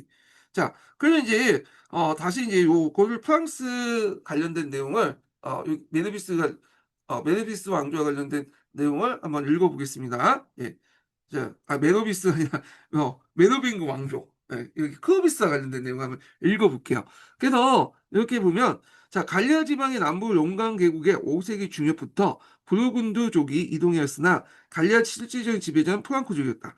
자, 프랑크족은 원주지인 나일강 하류 지역 팽창하는 형태로 서쪽에서 남쪽으로 진출해서 갈리아 중심지를 차지해서 주변 지역으로부터 그 세력을 확대하였다. 자, 프랑코 왕국의 건설자여 메로빙고 왕조, 메르베우스 왕조라고 요즘 하더라고요. 하여튼 메르빙고 왕조의 창건자인 클로비스는 그 알라마니족과 투쟁에서 승리한 후 카투를 개종하고 아키테네의 성직자 원주에 시집와서 아리수파인 서우투족을 에스파냐로 후퇴시켜 오늘날 프랑스 대부분 차지했다. 자, 게르만족들이 당면에 그친 반면에 왕국들이 이 프랑코 왕만과는 왜 오래 지속됐냐? 그건 이유가 있는데 이유 쓰라고 나올 수도 있어요. 한번 보면 앞에서 말한 원주지를 버리지 않고 가까이 이동했잖아요. 팽창 형태로 그걸 기반으로 해갖고 이동을 했기 때문에 뿌리 같은 데 냈다. 그러니까 정치적 위기나 이런 것들 할 때 계속 본진으로부터 이게 이제 물적이나 뭐 인적 지원을 계속 받을 수 있었죠. 둘째는 카톨릭 개종으로 로마 영민이나 교회 마찰이 없었다는 점. 그리고 끝으로는 그 지리적 위치를 보아서 비잔틴이나 이슬람 지역의 직접적인 공격을 받지 않았다는 점이다. 그 다음에 네 번째로는 게르만족들의 성격을 강하게 그대로 보유한 프랑크족이 가장 일찍이 로마 문화의 깊이 뿌리를 내린 갈리아 지역에 이동하면서 교회와 결합됐다는 사실들이 로마 게르만족 사회 형성에 큰 뜻깊은 왜냐면 뜻깊은 일이다. 이렇게 있는데, 자, 앞에서 얘기했지만, 요 갈리아 지역은 원래 켈틴족이 살았던 지역이잖아요. 근데 시간이 지나면서 얘네들이, 뭐냐면 좀 약간 이제 노마 문화를 받아들이면서, 뭐랄까, 노마화 됐어요. 예, 갈료 노마화 됐다고 보시면 되는데, 갈료 지역이 노마돼서 갈료 노마 세력이라고 부르는데, 자, 하여튼 이들과 상당히 잘 지냈다. 이렇게 보시면 되겠습니다. 자, 그래서 이 코르스 관련된 내용은 또 서강자도 있고 하는데 한번 읽어보겠습니다. 이 사람이 중요하니까 서강자 한번 볼게요. 자, 앞에서 이제 읽었던 내용도 있는데 여기에 좀 볼게요. 여기 보면 잠깐만요. 자, 여기 이제 이게 몇 번째는 두 번째 달력 보겠습니다. 약간 15세 나이에 붙인 7대리 1세에 이어서 찰리 프랑크족의 부족장이 된 클로비스는 타고난 통솔력을 발휘해서 프랑크족 대부분을 규합했으며 로마 세력과 서고트족을 제압하고 여러 세력을 나누었던 북갈리아 지역을 마침내 하나의 왕국으로 통합했다. 자, 그래서 클로비스는 전쟁에만 능했던 것이 아니다. 그는 로마 카톨릭을 개종하여 왕국의 발전을 결정적인 계기를 마련했다. 그가 개종한 이유에 여러 가지 뭐냐면 축적이 있지만 일단은 위기 상황이었던 알레마느족과의 싸움에서 기독교의 절대적 위지에 승리를 제치했던 계기가 되었다는 것을 보인다. 그렇지만 그 후에도 아리우스파를 받아들인 서구토 왕국의 위협을 극복하는 과제는 뭐냐면 남아 있었고, 갈리아 주교들과 접촉하면서 로마 카톨릭 개종이 수반된 이득을 저울제 추정을 한다. 그래서 즉 그가 개종한 이유는 노마된 갈리아 지역. 앞에 이제 이 갈리아 지역이 상당히 노마됐다 했죠. 그래서 귀족 세대 때 끌어들이는 방편이도 되셨다. 그래서 정치적인 어떤 고려도 이제 고려했다. 이렇게 보시면 되겠습니다. 자, 그래서 갈리아 왕 귀족들에게는 종교는 정체성을 결정짓는 요소이기에 로마 카톨릭 수용으로 그 갈리아 귀족들은 이미 켈튼족이지만 노마화됐던 거죠. 그래서 얘들은 이제 가톨릭 믿으면서 자신 로마인으로 생각했어요. 그 당시에는. 그래서 이제 정복 전쟁과 통치에서 구집의 세계 협조를 이끌어낼 수 있었다. 자, 이어지는 이제 정복 전쟁을 통해서 프랑크 왕국은 6세기 초 프로방스를 제외한 갈리아 지역을 차지했고, 클로비스는 정복 과정에서 갈료 노마 지배층, 갈료 노마라고 얘기한 거는 노마 갈료 지역의 켈튼족이 노마가 됐기 때문에 이게 갖다 붙인 거예요. 그래서 지배계층과 지역 교회 조직에 이제 협조를 얻을 수 있었다. 교회는 제국 말기에 이미 노마적인 조직 체계를 기반으로 구축되었기 때문에 그것이 교회의 안정과 발전도 큰 힘이 되었다. 자, 이는 메르빙 왕조 초기에 통치자 권력을 갖는데 크게 기여했다. 예. 자, 이런 관계가 이제 카를 대제까지 쭉 가죠. 예. 이런 것들을 이제 보시면 되고요. 자, 여기 메르빙 왕조, 메르빙고 왕조 이렇게 있는데 최근에 교과서에서는 이게 호칭이 좀 이렇게 바뀌었더라고요. 그래서 메르베루스 왕조라고 해요. 예. 이게 아마 이쪽에 이제 발음하고 좀 약간 더 부합된 거기 때문에 이렇게 쓴 것 같은데 제가 배울 때는 이걸 메르빙거 왕조라고 했어요. 메르빙거 왕조. 그래서 그냥 제가 이게 습관이 되다 보니까 메르베누스 왕조보다는 메르빙거 왕조로 이제 얘기를 할게요. 예. 자, 프랑크 왕국은 로마 카톨릭 개종에도 다른 게르만 왕국에 비해 발전에 유리한 요소를 갖추고 있었다. 그는 원래 그 거주지를 버리지 않고 서서히 팽창했기에 고유한 이제 지역적 문화적 기반을 유지할 수 있었으며 사전에 이동할 지역에 대한 정보를 얻을 수 있어서 비옥한 땅을 차지하기도 뭐냐면 용이했다. 또한 갈리아 지역의 지정학적으로 비잔팀이나 이슬람 세력부터 멀리 떨어져 있기 때문에 이웃한 게르만 왕국대 군사를 집중하면서 왕국의 기반을 다질 수 있었다. 이렇게 했는데 이 프랑스라는 땅이 여기서 보시면 알겠지만 상당히 비옥한 땅을 차지했다.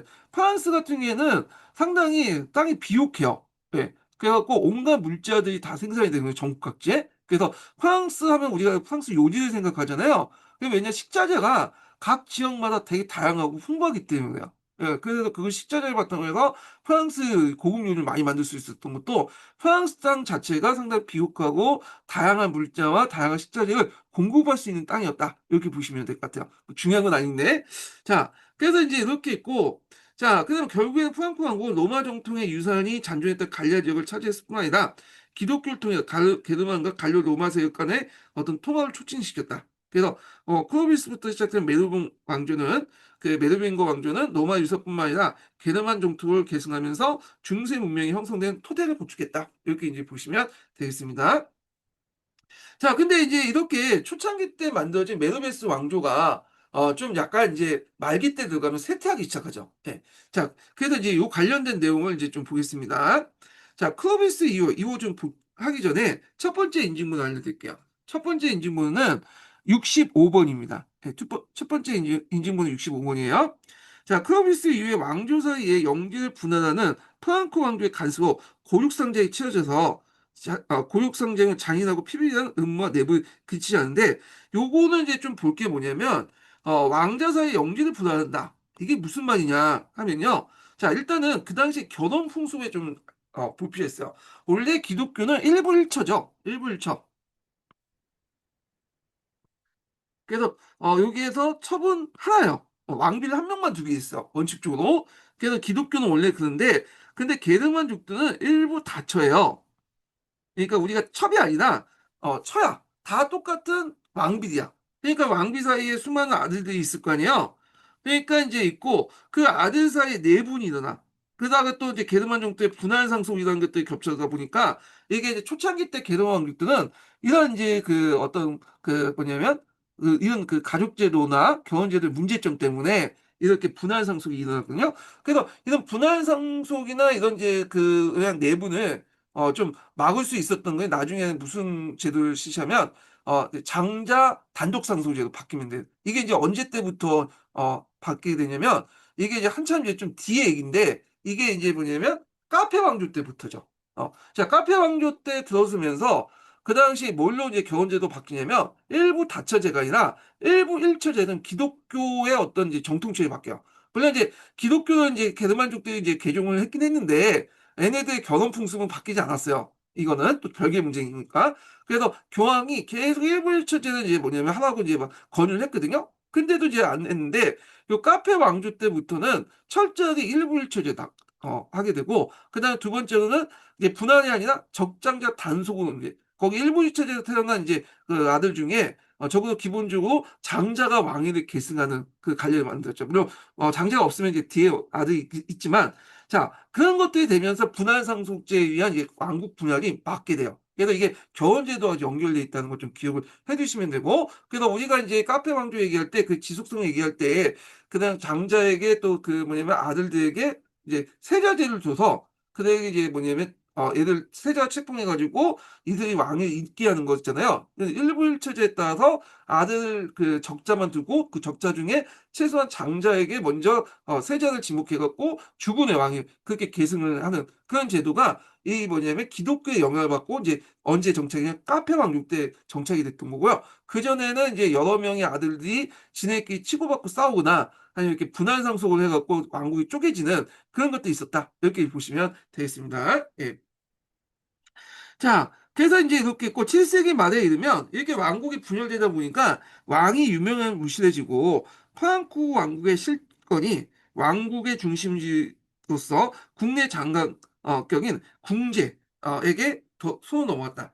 에스파냐에 점령한 이제 이슬람이 그 당시 이때 이슬람은 이제 어떤 제도냐 우미야드 왕조, 우미야드 왕조.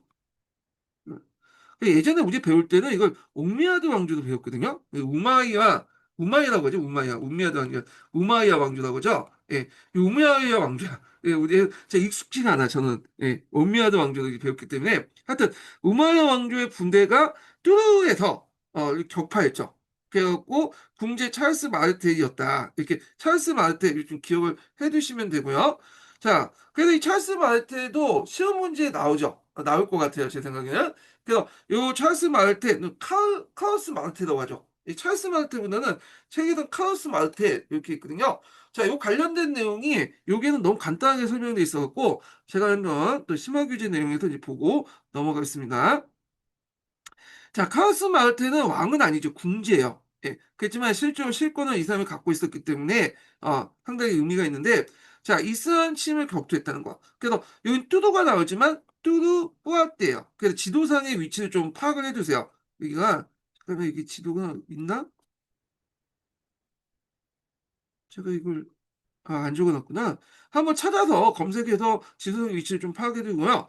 그래서 우미야드 왕조의 이제 군대를 격퇴시켰다. 우마이야라고 하죠. 요즘에는 이게 명칭이 좀 바뀌는데 자 그래서 이때 이제 큰 게 하락했던 것이 기병대죠. 예. 그래서 기병대를 통해서 이제 뭐냐면 그 당시 우미야드 왕조, 우마이야 왕조를 이제 격파를 했고 그래서 이제 이 기병대를 양성할 필요가 있겠다. 이제 다음에 청해 때 기병대가 이제 호력이 있으니까 그래서 그때 이제 그 뭐냐면 은대지 제도를 실시해요. 은대지. 원래 은대지 제도는 로마의 황제들이 게르만족들에게 뭐냐면 일종의 이제 보답 차원에서 게르만족들이 군사를 많이 도와줬잖아요. 그 땅을 나눠주는 그 제도가 있었는데 은혜를 베푼다는 뜻이에요. 예. 근데 이걸 카우스 마르트가 차용했죠. 그래서 이게 나중에 이제 중세 시대 때 장원제의 또 기원이 되죠. 예. 그래서 이런 것도 좀 기억을 해두시고요. 그래서 은대지를 수해서 기병대를 양성하죠. 왜냐면 기병대 같은 경우에는 어느 돈이 있어야 되고 훈련도 이제 하다 보니까 이게 돈이 많이 들어가. 예. 그래서 이제 이렇게 좀 기억을 해두시고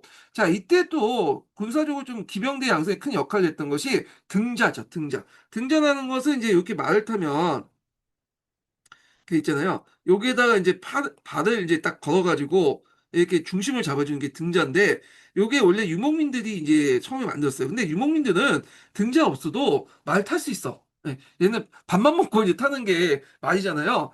그런데 유목민이 아닌 남은 농경민이나 뭐 이렇게 이제 익숙하지 못한 사람들은 등자가 필수적인 거야. 근데 이 등자를 이제 뭐 사용했다. 데 의미가 있죠. 예. 자, 그래서 이 카오스 마르트는 이제 후에 장원제의 계열이었던 은대지 제도를 게르만족들에게 더 확대했던 그런 이제 사람이었다. 이렇게 좀 보시면 되겠습니다. 이 부분은 나중에 좀 다시 얘기할게요. 예.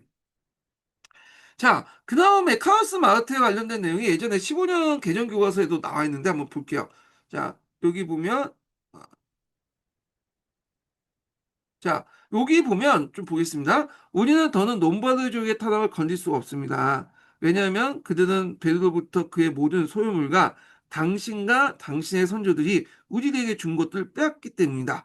자, 그래서 여기에 보면 롬바르족이 이제 막 괴롭혀가지고 결국에는 이제 피핀이 나중에 그들을 공격해갖고 그들의 땅을 뺏어갖고 나눠줬다고 했잖아요. 교황령으로. 그러면 아 이게 보니까 이 사람이 누구냐?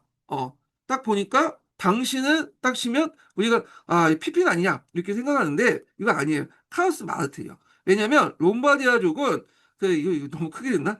롬바디아족은 이미 이제 카오스 마르트부터 계속 이게 뭐냐면 여기 북쪽에서 그 로마를 약탈하고 괴롭혔거든요. 예, 그게 이제 카오스 마르테, 피핀, 그 다음에 카알 대제까지 다 연결돼 있어. 예, 그래서 이것만 보면 아 이거 이거 아니야? 카오스 마르트가 아니라 이제 우리가 피핀이라고 생각하는데 카오스 마르트부터 그다 이렇게 보시면 돼요. 그래서 이런 롬바르족을 격파하기 위해서는 정치적 후원자가 필요하죠. 군사적 후원자가 필요. 근데 그 당시에 이제 동로마 황제하고는 사이가 안 좋았어요.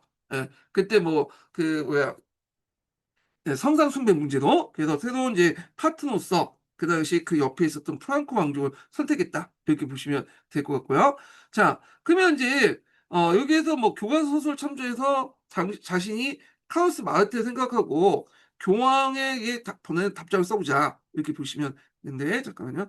요거는 이제 22년 개정 교과서에 있는 게 아니라 그 22년 15년 개정 교과서에 있는 내용이에요. 천재 교과서인가 그렇게 있을 거예요. 예. 자 이제 한번 볼게요. 그 당시 상황을 이제 염두에 두고 이제 쓰면 되겠죠. 최근의 사건의 유감을 포함 우리 프랑코 연구원 선대한 클로비스가 카톨릭으로부터 기인한 이후 로마 카톨릭의 후원자가 되어왔어. 나 카우스 마르테 역시 기꺼이 군대를 보내서 롬바르족을 공격을 막아주시오. 그래서 교황은 프랑코 왕국의 진정한 로마 교회를 생각한 것이 나의 우리 가문에 기억했으면 하고 그래서 그 롬바르족 공격을 막기 위해서 그 당시 교황하고 이런 이제 뭐냐면 카오스 마르테가 유착이 일어났다. 이렇게 보시면 되겠습니다.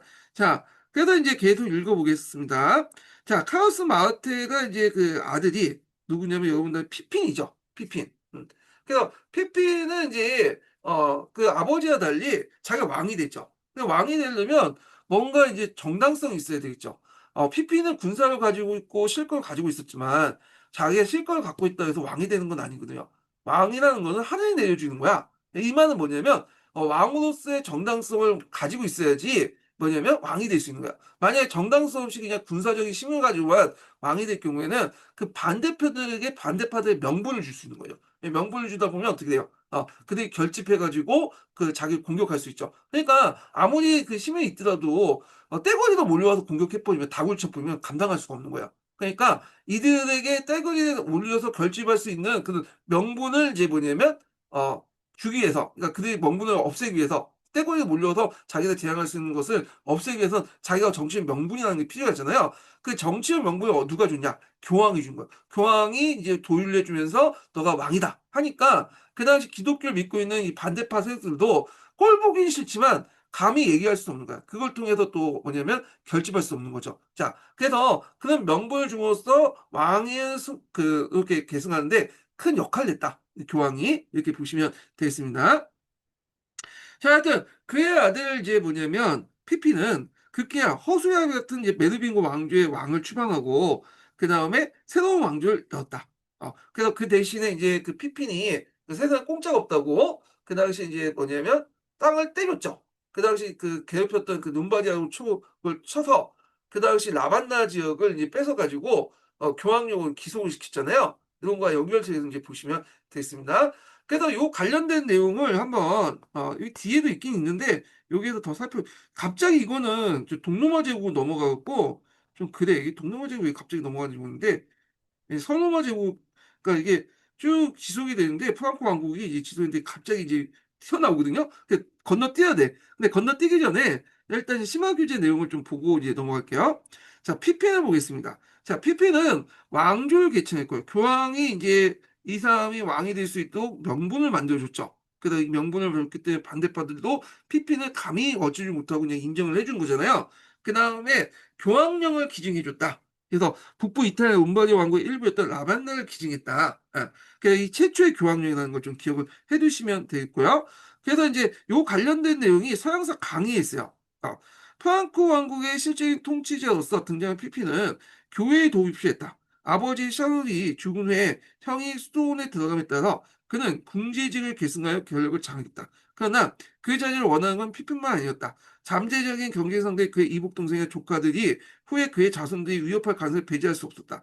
그래서 주변에 어떤 정치 세력도 있기 때문에 이들은 지금 좀 왜냐면 재고보다는 더 그들이 결집해서 명분을 어, 없애는 게 필요하겠죠. 그래서 이렇게 자신의 신하로부터 이제 임명받았다는 그 명분을 내서 그들의 불만을 잠재울 수 있는 그런 것들이 필요했던 거죠. 예.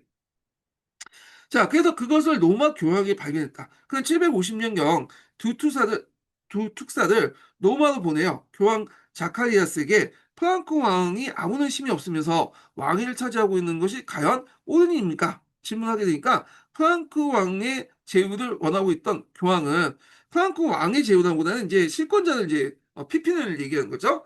그 교황은 즉각 이름만 왕인 자보다 실권을 진 자가 왕위에 올라야 한다고 응답하였다. 자, 따라서 751년에 그 당시 교황 자카리우스의 명령에 따라서 피피는 프랑클린의 간섭에 의해 왕을 선출해서 성유시를 했다. 도유시를 이제 한 거죠. 자, 그래서 이제 왕이 됐던 거고요. 자, 서양사 개론은 여기 설명하다가 갑자기 이제 비잔틴 제국으로 넘어가는데 이게 이제 좀 그래.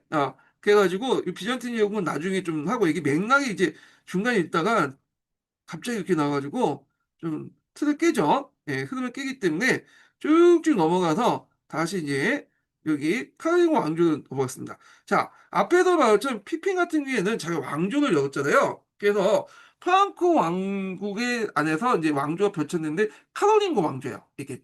그래서 보통 서양사 같은 경우에는 보통 중국 같은 경우에 혈통이 바뀌면 왕조가 바뀌잖아. 국가도 바뀌고. 근데 서양사 같은 경우에는 국가는 그대로 유지하지만 프랑크 왕국이지만 예, 혈통이 바뀐다고 해서 왕국 같은 게 바뀌잖아요. 우리나라처럼 왕국하고 그 왕조가 일치되는 것은 아니고 서양 같은 경우는 왕국이 있고 왕조가 꼭 일치된 것은 없이 그 하나의 왕국 안에 여러 개의 왕조들이 등장할 수 있다. 이렇게 좀 기억을 해두시면 되겠습니다. 자, 하여튼 내용을 볼게요. 자, 다른 게르만족과 달리 갈리아 건국했던 프랑크 왕국은 클로비스 때 카토릭을 개종하여 세력을 팽창시켰으며 순조롭게 발전했다. 그러나 왕족 내 끊임없는 음모와 내분으로 왕권을 약화시키고 실권이 궁지에게 넘어가게 되었으며 8세기 이르면 왕권의 교체는 거의 시간 문제에 지나지 않았다. 자, 뚜르에서 이슬람의 침입을 접한 카르스 마르테는 의 아들 피피는 유명무실한 이 메르민고 왕을 이제 왜냐면 추방하고 대신 왕위를 오릴 수 있는 걸 결심했다. 때마침 피핀이 그의 이러한 결의를 실천을 옮기는데 매우 유리한 조건이 되었고, 자, 그 당시 또 롬바디아 족대 침입을 그 당시 그 동로마 교황이 제대로 막지 못했잖아요. 그 이유가 뭐냐면, 그 동로마 황제하고 갈등 때문에 그래요. 일단, 동로마 제국 자체가 축소돼갖고, 이제 이탈리아에 큰 영향을 발휘할 수 없었고, 또 거기다가 성상 뭐냐면 금지령 때문에, 그 당시 이제 카톨릭이 반대했잖아요. 그러다 보니 갈등이 그 사이가 안 좋아졌어. 그러다 보니까 유사시 자신을 도와줄 수 있는 어떤 정치, 군사적 어떤 후원자가 필요하겠죠. 그러다 보니까 이제 누구하고 제어할 수밖에 없냐고 옆에 있었던 이 피핀하고 제어할 수밖에 없었다. 이렇게 이제 보시면 되겠습니다. 그래서 요 관련된 내용은 이제 밑에 있는데 성상 숭배 금지 문제예요. 자, 요거는 이제 그 동소교회가 분열된 계기를 마련했고 예전에 한번 두 번 정도 시험 문제 나왔잖아요. 예, 요거는 이제 나중에 동로마 제국할 때 이제 좀 더 살펴보겠지만 여기는 간단히 언급만 하겠습니다. 자, 성상 금지 문제는 로 인해 동소교회 분열이다. 자, 비잔티의 라울 3세가 처음에는 성상 금지를 내렸을 때 이거 원래 네오 3세가 성상 금지를 내렸을 때는 뭐 이 당시 로마 카톨릭 갈등을 일으키기 위해서 이제 한 건 아니에요. 전혀 그런 의도도 없었고 두 가지 있었는데 이게 첫 번째가 뭐냐면 이슬람 세력의 성장 때문이죠. 이슬람 세력들은 뭘 내셨죠? 첫째 우상 숭배 금지를 내고 내고였고 그 당시 기독교를 막 비난했어. 너네들은 뭐 우상숭배 금지하다 놓고는 딱 보니까 뭐예요? 성모 마리아상도 만들고 세인트상도 만들고 그러잖아. 그러니까 쟤들 너는 믿고 있냐? 이게 우상숭배냐? 예술상도 막 만드는데 그 예술상이라는 게 뭐냐면 너희들 인간의 어떤 상상력에서 만드는 거지. 예술을 지칭하고 있지만 그 너네들 신을 숭배하는 거 아니냐? 그러니까 예술하고 지칭하는 그 사람들의 모습을 너네 상상에 만들어 놓고 너네들 만든 상에 그걸 뭐냐면 예술한 이름 붙여놓고 숭배하는 거 아니냐? 야, 이렇게 비판을 하기 시작한 거야. 자, 그러니까 네오 3세 일정 때는 상당히 뭐냐면 정통성이 이게 그 당시 이제 이스라엘 세력과 체제 경쟁을 해야 되는데 종교적에서 이미 이제 말빨이 안 먹히잖아요. 그러다 보니까 이 성상을 금지하겠다. 이런 것들에 영향을 미칠 수밖에 없고 또 이게 단순히 이슬람 문제뿐만 아니라 경제적 문제도 있어요. 그 당시 이제 그 동로마 제국에서는 수돈 세력들이 되게 컸거든요. 예. 그래서 이 수돈 세력들이 대토지를 소유하고 있었어요. 그래서 이 대토주의 소유를 억제하기 위한 정책과 관련돼 있다. 그래서 이제 수돈 세력들이 이제 성상 숭배를 이제 뭐냐면 금지를 반대를 했기 때문에 그 반대를 명분으로 해갖고 이제 탄압을 하고 그 수돈 땅을 뺏어가지고 했던 거였기 때문에 이런 식으로 이제 했다. 그래서 수돈 세력들이 대토주의 소유자고 이제 성상 숭배 청소하기 때문에 이걸 빌미로 해갖고 이제 수돈 세력을 탄압해서 토지를 뺏으려고 했다. 이렇게 보시면 되겠습니다. 자, 그래서 네오 3세 자신이 성상숭배에 반감을 가지고 있었으나 대토지 소유자인 동시에 성상숭배 경영에 강한 수돈세력들의 억제하는 속셈도 있었다. 요거 예전에 한번 기출문제 나왔죠? 요거 관련돼 갖고 좀 기억을 해두시면 되겠고요. 자, 근데 이제 노마 교회제는 이런 그 네오 3세 조치가 마음에 안 들죠. 일단은 그 당시 게르만족들을 이제 교화하기 위해서는 뭐가 필요? 성상이 필요하다는 거야. 게르만족들은 예전부터 부족신 섬길 때 신의 모습을 형상화시켜 놓고 숭배를 했잖아요. 그러면 신 대신에 그 형상화된 물체들이 필요하겠죠. 기독교에서. 그러니까 예수상도 필요하고 마리아상도 필요하고 각종 성인상도 필요하고 물론 이게 이제 실제 그들의 모습이 아니겠죠. 그게 상상력을 통해서 만들어낸 거잖아요. 그러니까 인간의 모습, 상상을 통해 만들어냈기 때문에 이걸 숭배한 것 자체가 말은 예수 숭배한다 하지만 실제로 우상을 숭배한 거예요. 그들이 만든 상상력에 만든 상을 예수란 이름을 갖다 붙인 것 뿐이잖아요. 예. 자, 그렇지만 이거는 이제 뭐 차후의 문제고 어떻게든 세력 확대를 시키려면 게르만족들의 교화상에서 선생이 필요했던 거야. 요걸 보여주면서 얘네들이 믿으라고 하는 거지 아무것도 없는 상태에서 믿으라고 하면 안 믿죠. 자, 그래서 이제 이들 계기로 해서 그 농소노 교회 분열 거의 결정적 사실. 근데 이것 때문에 곧바로 분열된 건 아니고요. 나중에 이제 좀 뒤에 얘기지만 11세기 가서야 이제 분열돼요. 요거는 계기를 마련해주고. 그래서 이제 요 내용이 이제 성상숭배 관련된 내용이 그 밑에도 있으니까 한번 읽어볼게요. 이 성상숭배가 네오 3세 때 금지된 후에 또 이데네 형제가 저 이데네 여제 때인데 금지를 포기했다. 또 네오 5세 때 또 금지를 내요. 그래서 두 번에 거쳐서 이제 이런 거예요. 여기 1차, 여기 2차 이렇게 있는데 이게 예전에 기출문제 나왔어요. 그래서 우리가 이제 네오 3세부터 쭉 해갖고 성상숭배가 금지된 건 아니고 네오 3세 때 금지됐다가 이데네 여제 때는 다 포기했다가 네오 4세 때 또 2차 금지령을 내려요. 그러다가 또 왜 이제 843년에 성상이 부활돼. 그래서 어떤 그 책에 보니까 카톨릭하고 그리스 종교의 차이점 딱 보니까 그리스 종교는 성상을 뭐냐면 인정하지 않고 카톨릭은 성상을 뭐냐 인정한다. 이렇게 했는데 이거 잘못된 동식이죠. 왜냐면 지금 그리스 종교는 성상을 인정해요. 예, 이거 잠깐 네오 3세부터 네오 5세 때까지의 어떤 일시 형상인 뿐인데 요걸 이제 역사적인 학습 부각되니까 그리스 종교가 마침 성상을 숭배하지 않는 것처럼 돼 있는데 실질적으로는 성상 숭배한다. 일시적인 거다. 이렇게 보시면 돼요. 자, 그래서 결국에는 이제 1세기 넘어서 비전적인 논쟁의 대상이 되었다. 그래서 동서교의 최종적 분야는 그 로마 교황의 지휘를 받은 노르만의 남이탈리아 정복과 비잔틴 제국의 이에 대한 반대였다. 그래서 결국에 서로 이제 그 뭐냐면 그 파문을 처해지면서 그러니까 그날 로마 교황하고 그다음 콘스탄틴 대주교가 서로 파문에 처해. 그러면서 결국에는 11세기 가서 이게 한참 뒤죠. 요거는 이제 성상 숭배 금지 문제된 게 8세기 때잖아요.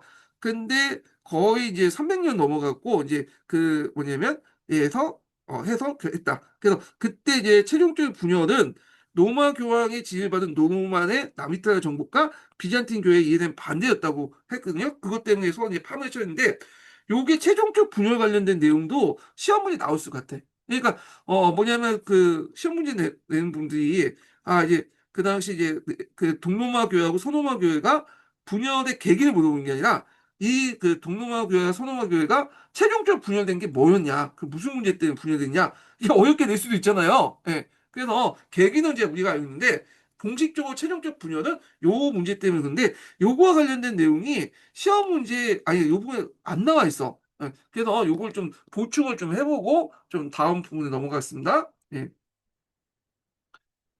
얘들 그 로마 카톨릭하고 그다음에 그 그리스 정교 있잖아. 그리스 정교의 이제 최종적인 분열이 1054년에 일어났거든. 왜 최종적인 분열이 왜 일어난 거야?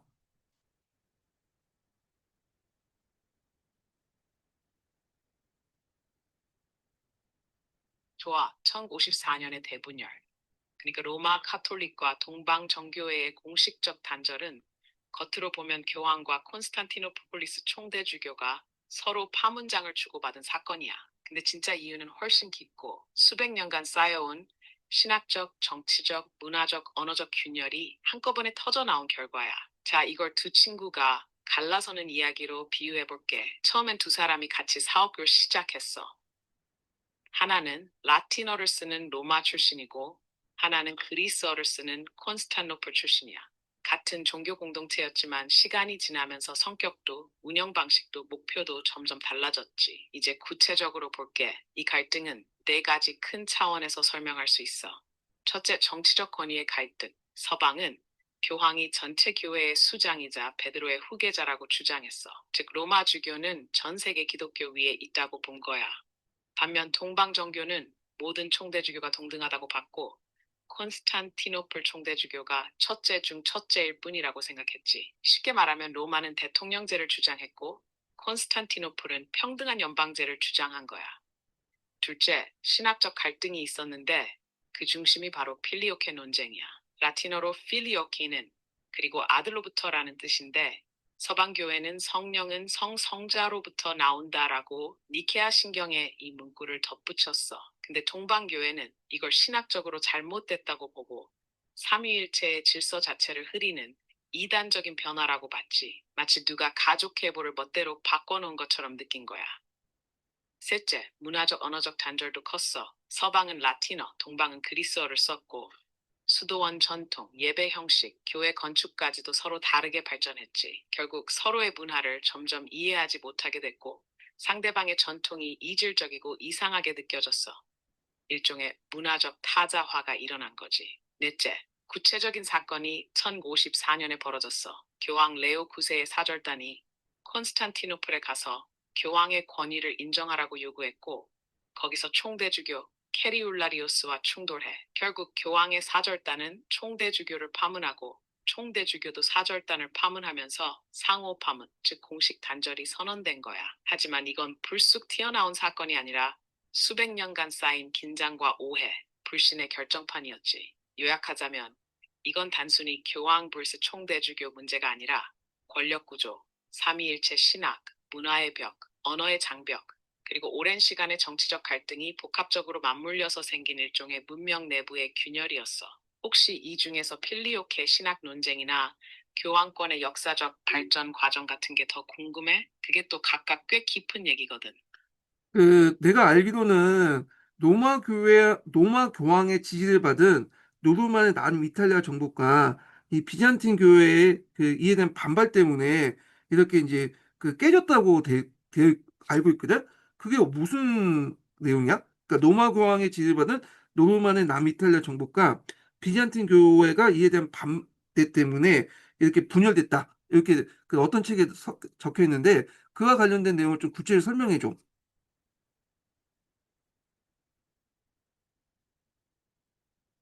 와, 너 진짜 깊이 파고들고 있네. 이 얘기는 1054년 동서교회의 분열에서 잘 안 다뤄지는 지정학적 요소, 특히 노르만인의 남이탈리아 정복과 비잔틴 제국, 교황권 사이의 삼각 갈등을 핵심으로 본 해석이야. 아주 날카로운 시각이고 꽤 설득력 있어. 이걸 이해하려면 먼저 배경을 좀 정리해야 해. 자, 중세 초 중기 이탈리아 남부는 굉장히 복잡했어. 북쪽은 신성 로마 제국, 중부는 교황령, 남쪽은 원래 비잔틴 제국의 속주. 거기에 무슬림까지 들어오고 슬슬 노르만인들이 쳐들어와서 난장판이었지. 노르만인, 특히 로베르 기스카르는 원래 바이킹 후손이었지만 이탈리아 남부에 정착해서 세력을 확장했어. 여기서 핵심은 노르만인들이 원래는 교황의 눈엣 가시였지만 점차 교황은 이들을 비잔틴 제국과 맞설 수 있는 무력 동맹으로 끌어들이기 시작했다는 거야. 이게 왜 중요하냐면 남이탈리아는 원래 비잔틴의 영향력 아래 있는 지역이었고 따라서 동방 정교회가 강한 지역이었어. 그런데 노르만인들이 이 지역을 정복하면서 동방 전례를 따르던 그리스 정교 성직자들을 탄압하거나 라틴 전례로 바꾸려고 했고 이 갈등을 교황이 묵인하거나 조장했단 말이야. 즉, 그 지역 정교회 입장에서는 이렇게 생각했을 거야. 야, 우리랑 같은 기독교인데 그냥 라틴어 미사 안 드렸다고 축출해? 그리고 교황이 그걸 지지해? 이게 바로 1054년 콘스탄티노플 총대주교 케리울라리오스가 빡친 핵심 이유 중 하나야. 교황 사절단이 동방교회를 파문하기 직전 케리울라리오스는 남이탈리아의 그리스 성직자들이 노르만과 교황에 의해 몰려나고 있다는 점을 강하게 비판했거든. 다시 말해, 이건 단순히 신학 문제나 교황권 문제만이 아니라 너네 교황이 우리 땅에서 우리 교회를 몰아내고 있다는 직접적인 정치, 종교적 공격으로 받아들여졌던 사건이었던 거야. 그래서 어떤 학자들은 이렇게 말해. 동서교회 분열은 필리오케나 교황권 문제 같은 신학적 논쟁보다도 남이탈리아에서 벌어진 실질적인 교회 갈등이 직접적인 도화선이었다. 그 책에서 말하는 노르만 정부가 교황의 지지를 받아 생겼고 그 과정에서 비잔틴 교회에 대한 반발 때문에 분열됐다는 해석은 바로 이 남이탈리아 사건을 트리거로 본 해석이야. 실제로 당시 남이탈리아 정교 성직자들에 대한 교황과 노르만 측의 압박은 동방교회 입장에서 매우 큰 모욕이자 실질적 위협이었거든. 이 구조는 다시 보면 굉장히 현대적인 국제관계의 축소판 같기도 해. 강대국들이 서로 세력 다툼을 하면서 각자의 신념과 가치 체계를 동원해 외교적 정당성을 포장하는 방식 말이야. 혹시 여기서 비잔틴 제국과 교황 예, 잘 보셨죠?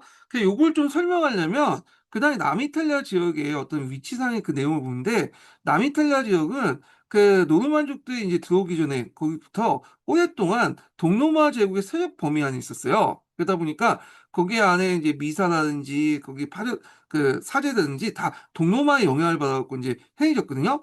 그런데 이제 그 당시 또 그 이슬람을 쫓아낸 이제 그 무슬림 그 누구죠? 노르만족들이 이제 들어오면서 얘네들은 이제 교황과 연결돼 가지고 남이탈리아 지역을 일종의 카톨릭 서방교회 쪽으로 이렇게 의대로 바뀌는 과정에서 갈등이 빚어졌다. 이렇게 이해를 해 주시면 되겠습니다. 그래서 요것만 보면 무슨 말인지 모르겠지만 얘 설명 들으니까 이해가 되시겠죠? 예. 그래서 일단 직접적인 계기가 됐던 것이 이거 외에도 뭐 여러 가지 복합적인 이유가 있겠죠. 근데 선호마 그 서기에 있는 내용을 외워두시는 게 좋을 것 같아요. 이 부분에서. 왜냐면 여기에서 문제 만약에 낼 경우에 그 전공자분은 좀 뭐냐면 답안폭을 허용을 되게 넓게 하겠지만 비전공자분이 여기에서 뭔가 좀 찾다가 요걸 문제 내면 자기가 잘 알지 못하니까 요것만 가지고 답안 설정할 수 있거든요. 그러니까 외워두시는 게 좋겠습니다.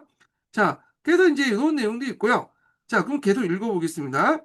자, 이러한 시기에 북이탈리아 룸바르족은 그 팽창을 계속하여 로마 교황을 몹시 불안한 상태에 놓이게 됐고 자연 프랑코 왕국의 지원을 기대할 수밖에 없게 되었다.